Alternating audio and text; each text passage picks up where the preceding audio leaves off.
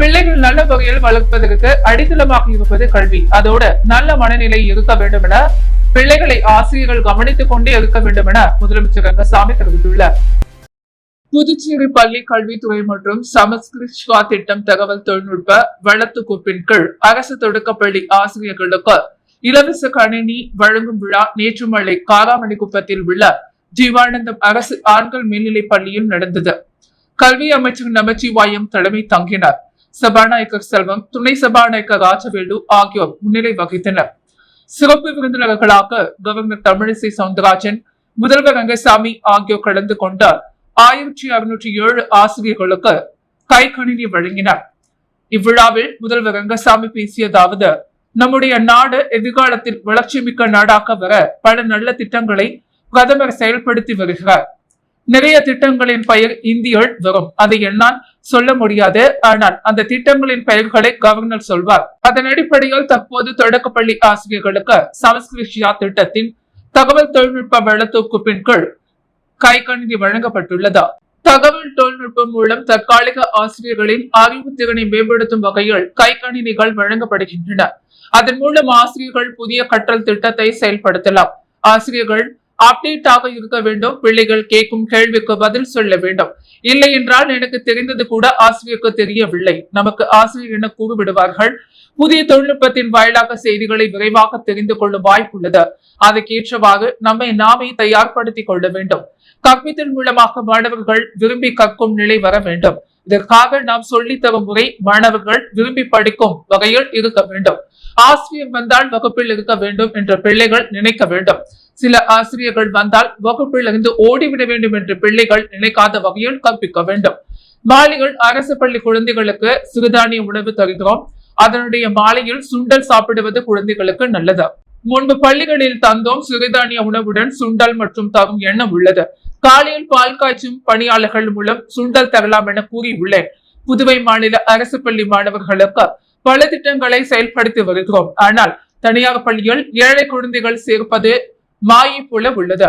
அரசு பள்ளியில் என்ன குறை உள்ளது? அரசு பள்ளியில் திறமையான ஆசிரியர்கள் இருந்தும் உள்கட்டமைப்பு இருந்தும் தனியார் பள்ளியில் சேர்ந்து ஏழைகள் சிரமப்படுவது தேவையற்றது. எங்க படித்தாலும் வீட்டில் இருப்போர் கவனம் செலுத்தினால்தான் பிள்ளைகள் நன்றாக படிக்க முடியும். பிள்ளைகள் நல்ல முறையில் வளர்ப்பதற்கு அடித்தளமாக இருப்பது கல்வி. அதோடு நல்ல மனநிலையும் இருக்க வேண்டும். எனவே பிள்ளைகளை ஆசிரியர்கள் கவனித்துக் கொண்டே இருக்க வேண்டும். இவ்வாறு அவர் பேசினார். விழாவில் கல்வித்துறை செயலர் ஆஷித் மாதவ் ராப் மோகே, பள்ளி கல்வி இயக்குனர் பிரியதர்ஷினி, துறை அதிகாரிகள், ஆசிரியர்கள் கலந்து கொண்டனர். போதைப்பொருள் புழக்கத்தை தடுக்க தவறிய தமிழகம் மற்றும் புதுச்சேரி அரசுகளை கண்டித்து புதுச்சேரியில் மாநில செயலாளர் அன்பழகன் தலைமையில் மாபெரும் மனித சங்கிலி போராட்டம் நடைபெற்றது. போதைப்பொருள் புழக்கத்தை தடுக்க தவறிய விடியா திமுக அரசை கண்டித்து தமிழகம் மற்றும் புதுச்சேரியில் இன்று அனைத்து தொகுதிகளிலும் மனித சங்கிலி போராட்டம் நடைபெறும் என கழக பொதுச் செயலாளர் எடப்பாடியார் அறிவித்திருந்தார். அதன்படி புதுச்சேரியில் மாநில செயலாளர் அன்பழகன் தலைமையில் அண்ணா சாலையில் மனித சங்கிலி போராட்டம் நடைபெற்றது. இதில் சுமார் 300க்கும் மேற்பட்ட அதிமுகவினர் மற்றும் பொதுமக்கள் பங்கேற்று தமிழகம் மற்றும் புதுச்சேரி அரசை கண்டித்து கண்டன கோஷங்களை எழுப்பினர். அதனைத் தொடர்ந்து செய்தியாளர்களை சந்தித்த மாநில செயலாளர் அன்பழகன், புதுச்சேரி மாநிலத்தில் கஞ்சா, ஆயில் ஸ்டாம்ப், அபின், ஹெராயின், பிரவுன் சுகர் உள்ளிட்ட பல்வேறு போதைப் பொருட்கள் தங்கு தடையின்றி விற்பனை செய்யப்படுகிறது என்றும் ஒரு சில அரசியல் தலைவர்களின் பாதுகாப்புடன் போதைப் பொருள் விற்பனை செய்யப்படுகிறது என குற்றம் சாட்டினார். கஞ்சா போதையால் 9 வயது சிறுமி கொலை செய்யப்பட்ட சம்பவம் இந்திய அளவில் புதுச்சேரி மாநிலத்திற்கு பெரும் தலைக்குனிவை ஏற்படுத்தியுள்ளது என்றும் இதன் பிறகாவது அரசு கஞ்சா உள்ளிட்ட போதைப் பொருட்களை தடுத்து நிறுத்த நடவடிக்கை எடுத்திருக்கலாம். ஆனால் அரசு அதை செய்யாமல் மௌனம் காத்து வருகிறது என்றார். தமிழகம் விடியா திமுக ஆட்சியால் சர்வதேச போதை விற்பனை ஜாபர் சாதிக்குடன் தொடர்புடைய பலர் புதுச்சேரியில் உள்ளதாகவும் புதுச்சேரி காவல்துறை இது போன்ற விஷயங்களில் வெறும் பார்வையாளராக இருக்கிறது என கூறினார். கஞ்சா உள்ளிட்ட போதைப் பொருட்கள் நடமாட்டத்தை அரசு தடுக்கும் வரை தொடர் போராட்டங்களை அதிமுக முன்னெடுக்கும் என அரசுக்கு எச்சரிக்கை விடுத்தார். வியாபாரம், தொழில், கல்வி, பொருளாதாரம் போன்ற பல்வேறு வளர்ச்சிகளுக்கு மிகவும் பயனுள்ளதாக இருக்கும் என்று துணைநிலை ஆளுநர் தமிழிசை தெரிவித்துள்ளார். பாரத் பிரதமரின் ஒரு நிலையம் ஒரு தயாரிப்பு திட்டத்தின் கீழ் புதுச்சேரி ரயில் நிலையத்தில் அரங்கம் திறப்பு மற்றும் காக்கிநாடா எக்ஸ்பிரஸ் மற்றும் கச்சிகுடா எக்ஸ்பிரஸ் ரயில்களை கொடி அசைத்து தொடங்கி வைக்கும் நிகழ்ச்சி புதுச்சேரி ரயில் நிலையத்தில் இன்று நடைபெற்றது. பிரதமர் நரேந்திர மோடி காணொலி வாயிலாக கொடியசைத்து ரயிலை தொடங்கி வைத்தார். துணைநிலை ஆளுநர் தமிழிசை சவுந்தரராஜன், சட்டப்பேரவைத் தலைவர் செல்வம், குடிமைப்பொருள் வழங்கல் அமைச்சர் சாய் சரவணகுமார், நாடாளுமன்ற மாநிலங்களவை உறுப்பினர் செல்வ கணபதி ஆகியோர் புதுச்சேரியிலிருந்து புறப்பட்ட ரயிலை கொடி அசைத்து துவக்கி வைத்தனர்.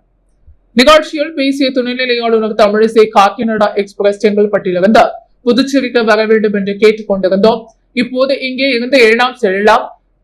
சுதந்திரம் அடைந்த நாளிலிருந்து பாரத பிரதமர் கூறியதைப் போல ஒரே நாளில் இத்தனை ரயில் திட்டங்கள் நமக்கு கிடைத்ததே இல்லை. வந்தே பாரத் ரயில் திட்டமானது வேகமாக பல இடங்களுக்கு செல்வதற்கு உதவி புரிகிறதா? ரயில்வே திட்டங்கள் அதிகரிக்கும் போது ஒவ்வொரு மாநிலத்திற்கும் இணைப்பு எனும் அதிகமாகும். அதன் மூலம் வியாபாரம், தொழில், கல்வி, பொருளாதாரம் போன்ற பல்வேறு வளர்ச்சிகளுக்கு மிகவும் பயனுள்ளதாக இருக்கும் என்று தெரிவித்தார். சாலை வாகனங்களில் நிறுத்தி காய்கறி மற்றும் அனைத்து வித பொருட்களை விற்பனை செய்தால் போக்குவரத்து இடைஞ்சலாக உள்ளவர்கள் மீது நடவடிக்கை எடுக்க வேண்டும் என வலியுறுத்தி வியாபாரிகள் சாலை மறியல் போராட்டத்தில் ஈடுபட்டதால் பரபரப்பு ஏற்பட்டது. புதுச்சேரி மாநிலத்தில் கடந்த சில ஆண்டுகளாக டாடா ஏசி வாகனத்தின் மூலமாக சாலையின் இருபுறங்களிலும் நிறுத்தி காய்கறி மற்றும் அனைத்து விதமான பொருட்களும் விற்பனை செய்யப்பட்டு வருகிறது. இதனால் போக்குவரத்து பாதிப்பு ஏற்பட்டு சில நேரங்களில் விபத்தும் ஏற்படுகிறது. அது மட்டுமில்லாமல் ஒளிப்பெருக்க பயன்படுத்தி வியாபாரம் செய்வதால் படிக்கும் மாணவ மாணவிகளின் நலன் பாதிக்கப்படுகிறது. எனவே இவர்கள் மீது உரிய நடவடிக்கை எடுக்க வேண்டும் என வலியுறுத்தி புதுச்சேரி வணிகர்கள் கூட்டமைப்பு சார்பில் கண்டன ஆர்ப்பாட்டம் உழவர்கரை நகராட்சி முன்பு நடைபெற்றது. இதில் கலந்து கொண்ட வியாபாரிகள் கோரிக்கைகளை வலியுறுத்தி கண்டன கோஷங்களை எழுப்பினர். தொடர்ந்து திடீரென விழுப்புரம் சாலையில் அமர்ந்து மறியல் போராட்டத்தில் ஈடுபட்டனர். சுமார் அரை மணி நேரம் நடந்த மறியல் போராட்டத்தால் கடுமையான போக்குவரத்து நெரிசல் ஏற்பட்டது. இதனை அடுத்து சம்பவ இடத்திற்கு வந்த அதிகாரிகள் வியாபாரிகளுடன் பேச்சுவார்த்தை நடத்தினர். மேலும் சாலை உள்ள வாகனங்களை அகற்ற நடவடிக்கை எடுக்கப்படும் என்று உறுதி அளித்ததன் பெயரில் போராட்டம் கைவிடப்பட்டது. முன்னாள் அரசு விழா ஆர் அனந்தராமனின் பிறந்த நாளையொட்டி புதுச்சேரி மணக்குளம் விநாயகர் ஆலயத்தில் தங்கத்தில் சிறப்பு வழிபாடு நடைபெற்றது. புதுச்சேரி முன்னாள் அரசு கவிடா ஆர் அனந்தராமனின் பிறந்தநாள் விழா ஒவ்வொரு ஆண்டும் பல்வேறு நலத்திட்ட உதவிகள் வழங்கி விமர்சையாக கொண்டாடப்பட்டு வருவது வழக்கம். இன்று அவரது பிறந்தநாளை ஒட்டி புதுச்சேரி பிரதேச காங்கிரஸ் கட்சி சார்பில் மணக்குளம் விநாயகர் ஆலயத்தில் தங்கத்தில் இழுத்து சிறப்பு வழிபாடு நடைபெற்றது. இதில் சிறப்பு விருந்தினராக காங்கிரஸ் கட்சி தலைவர் வைத்திலிங்கம் எம்பி, முன்னாள் முதல்வர் நாராயணசாமி ஆகியோர் கலந்து கொண்டனர். மேலும் இந்த நிகழ்ச்சியில் மகிழா காங்கிரஸ் நிர்வாகிகள், பல்வேறு பிரிவைச் சேர்ந்த காங்கிரஸ் கட்சி நிர்வாகிகள் பல கலந்து கொண்டனர்.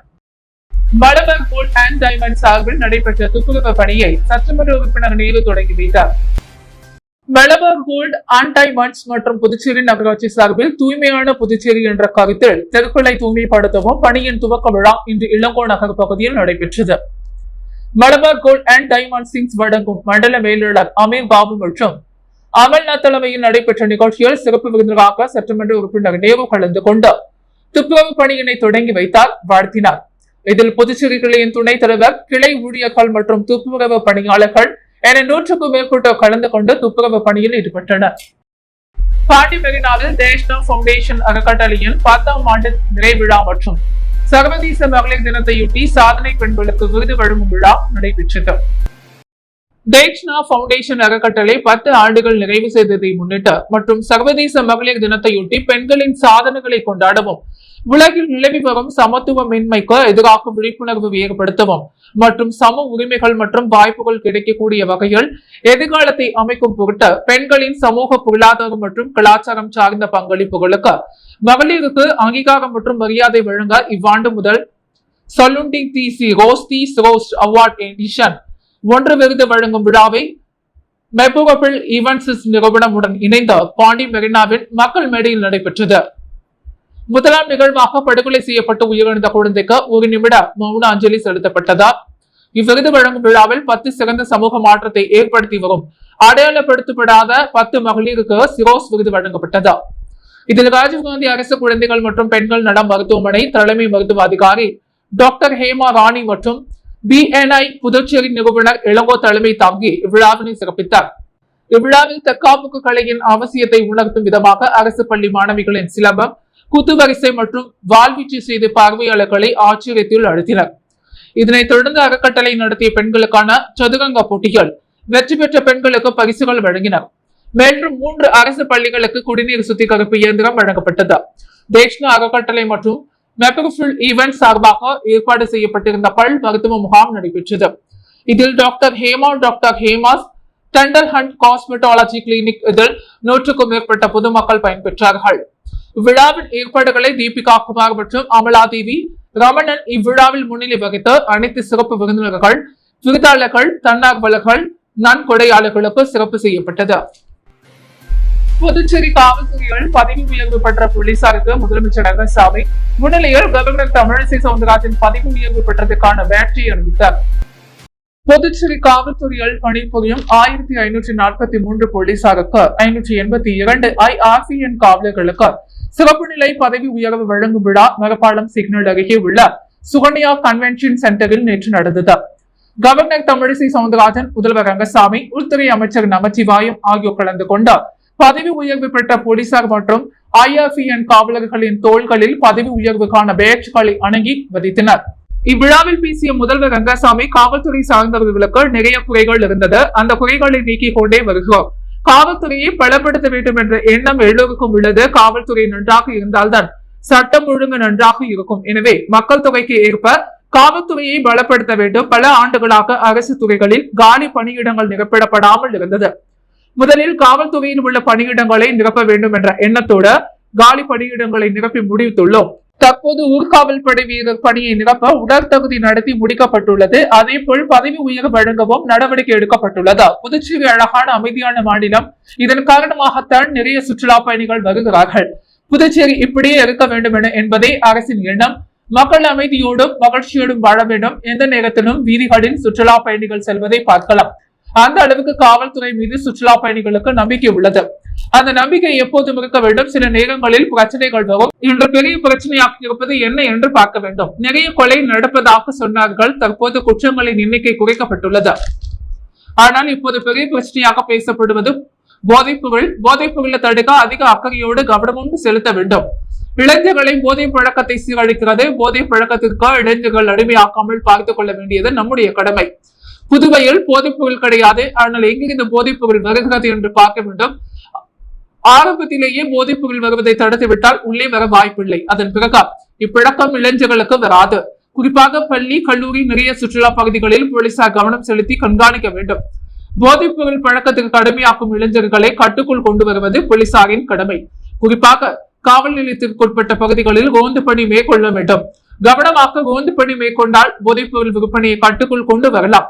எங்கிருந்து போதைப்பொருள் வருகிறது என்பதை கண்டறிந்தால் தடுக்கவும் நடவடிக்கை எடுக்க வேண்டும். போலீசாரின் குறைகளை போக்குவதில் அரசு எப்போதும் கவனம் செலுத்தவும் இவ்வாறு அவர் பேசினார். விழாவில் சம்பத் சட்டமன்ற உறுப்பினர் DGP Srinivas, IG Ajithkumar Sinha, DIG Brajendrakumar Yadav, senior எஸ்பிக்கள் மற்றும் போலீசார் கலந்து கொண்டனர். குடிமை சட்ட திருத்த மசோதா இந்திய மத நல்லிணக்கத்தை சிதைக்கும் செயல் என்று புதுச்சேரி மாநில மக்கள் முன்னேற்ற கழகம் சேர்மன் R வெங்கட்ராமன் தெரிவித்துள்ளார். புதுச்சேரியில் செய்தியாளர்களை சந்தித்த அவர், மத்திய அரசு கொண்டு வந்துள்ள இந்திய குடியரசு மசோதா திருத்தம் சட்ட மத நல்லிணக்கத்தை சிதைத்து இந்திய ஜனநாயகத்தை கேள்விக்குறியாக்கும் செயலாகும். இந்த குடியுரிமை திருத்தம் சட்டமானது இந்தியாவில் வசித்து வரும் இந்துக்கள், சீக்கியர்கள், ஜெயினர்கள், பார்சிகள், புத்திஸ்டுகள் மற்றும் கிறிஸ்துவர்களுக்கு மட்டுமே குடியுரிமை அளிப்பது வேண்டும். துன்பத்துக்கு ஆளாக்கி குடியேறி வந்த முஸ்லிம்கள் குடியுரிமை பெற உரிமை இல்லை என்று கூறுகிறது. இது வழியாக சகோதரத்துவத்துடன் வாழ்ந்து வரும் மக்களை பிளவுபடுத்தி குறிப்பிட்ட ஒரு சிறுபான்மை இன மக்கள் மீது வெறுப்பும் பகையும் உண்டாக்கி அதில் மத்திய அரசு குளிர்காய நினைப்பது எந்த விதத்தில் நியாயம்?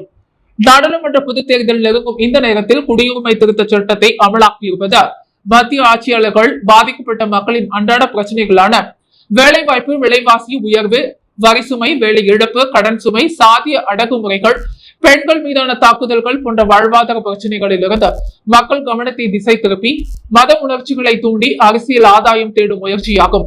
பாஜக மத்திய அரசின் வன்மமும் வெறுப்பும் நிறைந்த மத நல்லிணக்கத்தை நிலைகுலைக்கும் குடியுரிமை திருத்தம் சட்டம் அமலாக்க அறிவிக்கை வெளியிட்டதை வன்மையாக கண்டிப்பதுடன் குடியுரிமை திருத்தம் தொடர்பான அறிவிப்பை மத்திய அரசு திரும்ப பெற வேண்டும் என்றும், பன்முகத்தை சிதைக்கும் இந்த CAA திருத்த சட்டத்தை புதுவையில் அமல்படுத்துவதை எதிர்கட்சிகள் ஒற்றுமையாக இருந்தால் எதிர்த்து தடுத்து நிறுத்த வேண்டும் என்று அவர் தெரிவித்துள்ளார்.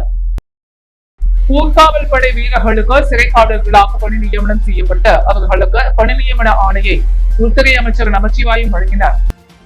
புதுச்சேரி காவல்துறையில் பணியாற்றி வரும் ஊர்காவல் பணியிட 9 நபர்களுக்கு நியமன விதிகளின்படி சிறை காவலர்களால் பணி நியமனம் செய்யப்பட்டு காலாப்பட்டு மத்திய சிறையில் காலியாக உள்ள பணியிடங்களில் சிறை காவலராக பணி நியமனம் செய்யப்பட்டனர். அவர்களுக்கு உள்துறை அமைச்சர் நமச்சிவாயம் பணி நியமன ஆணையை வழங்கினார். இந்நிகழ்ச்சியில் சிறப்பு செயலாளர்கள் கேசவன், சார்பு செயலாளர் கரண், சிறைத்துறை தலைவர் அபிஜித் சிங் சாகர், சிறை தலைமை கண்காணிப்பாளர் அலகேசன், சிறை கண்காணிப்பாளர் பாஸ்கரன் மற்றும் அதிகாரிகள் கலந்து கொண்டனர். சகோன் சிறப்பு பள்ளி மற்றும் சமூக நலத்துறை இணைந்த சிறப்பு குழந்தைகளுக்கு சட்ட உரிமை பாதுகாப்பு சான்றிதழ் வழங்கும் நிகழ்ச்சி நடைபெற்றது. புதுச்சேரி லாஸ்பேட்டை அசோக் நகரில் இயங்கி வரும் சகோன் சிறப்பு பள்ளி மற்றும் சமூக நலத்துறை நேஷனல் டிரஸ்ட் டெல்லி இணைந்து சிறப்பு குழந்தைகளின் பெற்றோர்களுக்கு குழந்தை பராமரிப்பு சட்ட பாதுகாப்பு முறைகள் பற்றிய விழிப்புணர்வு மற்றும் ஆலோசனை வழங்கும் நிகழ்ச்சி எல்லைப்பிள்ளைச்சாவடி சாரதாம்பல் நகர் சமூக நலத்துறை அலுவலகத்தில் நடைபெற்றது. இந்த நிகழ்ச்சியில் சமூக நலத்துறை இயக்குநர் ராகினி, துணை இயக்குநர் கனகராஜ், கள அதிகாரி ஆறுமுகன் மற்றும் சகோன் சொசைட்டி ஆஃப் பாண்டிச்சேரி நிறுவனர் மோகன் ஆகியோர் கலந்து கொண்டனர். நிகழ்ச்சியில் 15க்கும் மேற்பட்ட சிறப்பு குழந்தைகளுக்கு சட்ட பாதுகாப்பு சான்றிதழ் வழங்கப்பட்டது. நிகழ்ச்சியை சகோன் சிறப்பு பள்ளி பணியாளர்கள் தொகுத்து வழங்கினர். ஒப்பிளம் தொகுதி பயனாளிகளுக்கு திருமண உதவி தொகையினை திமுக கழக துணை அமைப்பாளரும் ஒப்பிளம் தொகுதி சட்டமன்ற உறுப்பினருமான அனிபால் கென்னடி வழங்கினார். புதுச்சேரி அரசு மகளிர் மற்றும் குழந்தைகள் மேம்பாட்டுத்துறை மூலம் வறுமை கோட்டிற்கு கீழ் வாழும் மணப்பெண்ணின் திருமண உதவி தொகை ஒரு நபருக்கு ரூபாய் 25,000 என விண்ணப்பித்த நபர்களுக்கு ஆணை வழங்கும் நிகழ்ச்சி ஒப்பிளம் தொகுதி சட்டமன்ற அலுவலகத்தில் நடந்தது. இதில் ஒப்பிளம் தொகுதி சட்டமன்ற உறுப்பினரும் திமுக கழக மாநில துணை அமைப்பாளருமான அனிபால் கென்னடி பயனாளிகளுக்கு ஆணையினை வழங்கினார். இந்த நிகழ்ச்சியின் பொழுது திமுக நிர்வாகிகள் சக்திவேல், ஹரிகிருஷ்ணன், நோயல், ராஜி, விநாயகமூர்த்தி, ரவி, ராகேஷ் மற்றும் காங்கிரஸ் கணேசன் ஆகியோர் உடனிருந்தனர். சிறுமி படுகொலையை கண்டித்தும் கஞ்சாவை முழுவதும் ஒழிக்க வேண்டியும் சுதேசி மில் அருகே அமமுக முன்னேற்ற கழகம் சார்பில் கண்டன ஆர்ப்பாட்டம் நடைபெற்றது. முத்தியால்பேட்டையைச் சேர்ந்த 9 வயது சிறுமி பாலியல் வன்கொடுமைக்கு பலியானார். கஞ்சா போதையில் நடந்த இந்த சம்பவத்தை அரசியல் கட்சிகள், பல்வேறு சமூக நல அமைப்புகள் கண்டித்து பல்வேறு போராட்டங்களில் ஈடுபட்டு வருகின்றன. அதன் ஒரு பகுதியாக நேற்றைய தினம் சுதேசி மில் அருகே அமமுக முன்னேற்ற கழகம் சார்பில் சிறுமியின் படுகொலையை கண்டித்தும், புதுச்சேரி மாநிலத்தில் போதை கலாச்சாரத்தை தடுத்து நிறுத்தவும், இந்தியாவில் தமிழகத்தில் போதை கலாச்சாரம் அதிக அளவில் தலைவிரித்தாடுவதை கண்டித்தும் மாபெரும் கண்டன ஆர்ப்பாட்டம் நடைபெற்றது. கண்டன ஆர்ப்பாட்டத்திற்கு அமைப்பு செயலாளர் UC ஆறுமுகம், மேற்கு மாநில கழக செயலாளர் ST சேகர், கிழக்கு மாநில அமைப்பு செயலாளர் முருகன் ஆகியோர் தலைமை தாங்கினர். இதில் கழக நிர்வாகிகள் ரகுபதி, காமாட்சி, லாவண்யா, சுரேஷ், சீதாராமன், ராமச்சந்திரன், செந்தில், நந்தகோபால், இளம்வழுதி, ஜான்சன், தனவேல் உட்பட ஏராளமான கட்சி நிர்வாகிகள் கலந்து கொண்டனர். புதுவையின் அன்றாட நிகழ்வுகளை காண பாண்டி ஹெட்லைன்ஸ் யூடியூப் சேனலை சப்ஸ்கிரைப் பண்ணுங்க. தொடர்ந்து எங்களுடன் இணைந்திருக்க பக்கத்தில் உள்ள பெல் பட்டனை பிரஸ் பண்ணுங்க. லைக் பண்ணுங்க, ஷேர் பண்ணுங்க. என்றும் உங்களுடன் பாண்டி ஹெட்லைன்ஸ்.